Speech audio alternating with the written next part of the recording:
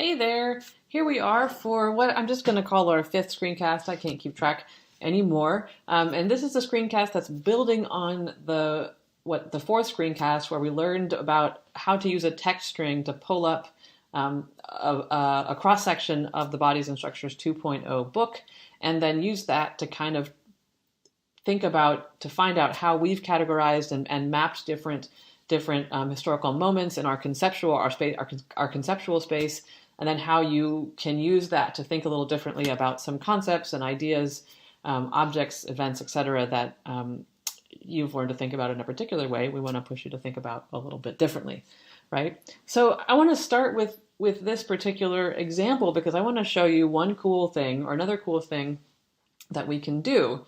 And that is we can create two separate lens searches and either visualize the intersection between them or the combination. So intersection is going to give you fewer hits, fewer results, and combination is going to give you more. So let me give you an example here.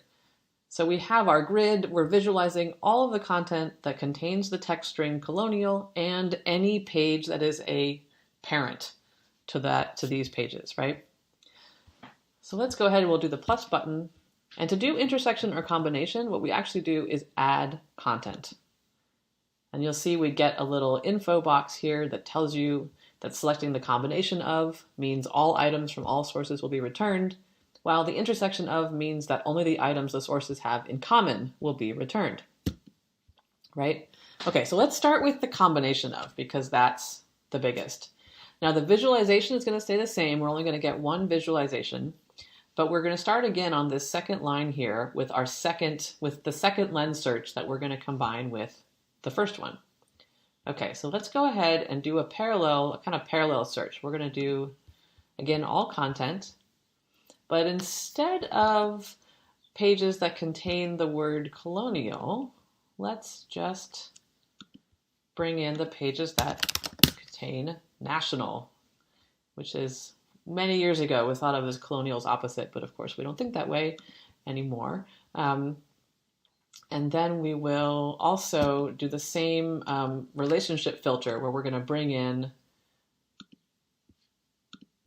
all parents to these pages, right? Okay. So now this search is probably going to be, the number of results is going to be many more. So we'll be prepared to wait 30 to 60 seconds for the lens to return the results. And I'll edit that time out here.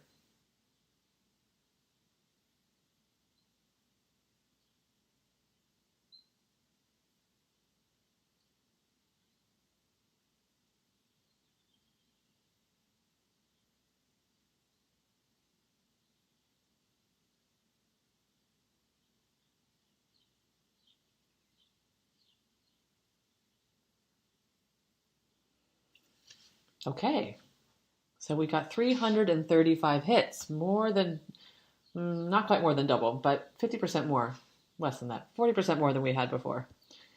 Math, what's it for? Right, and so we can see now you're going to get a much bigger slice of things to look at if you want to check out how, here's one that's coincidentally right at the intersection of national and colonial, the concept of intercolonization. Right, so you can see how we've tagged these pages.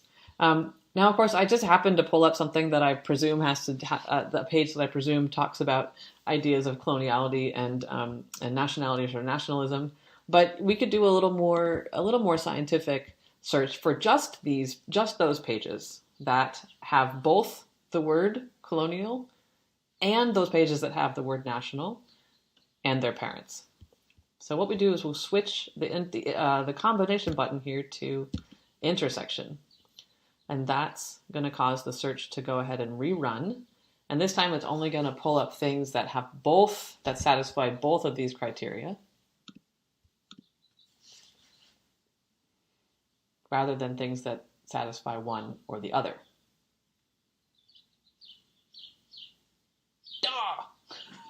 Oh no, and sometimes when you're working with your own project, you find your own elisions.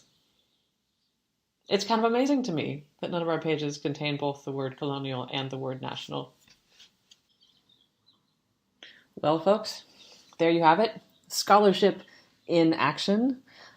These are the kinds of searches you can do, poke around, and then if you want to write a cranky review about some of the major oversights in Bodies and Structures 2.0, we welcome that.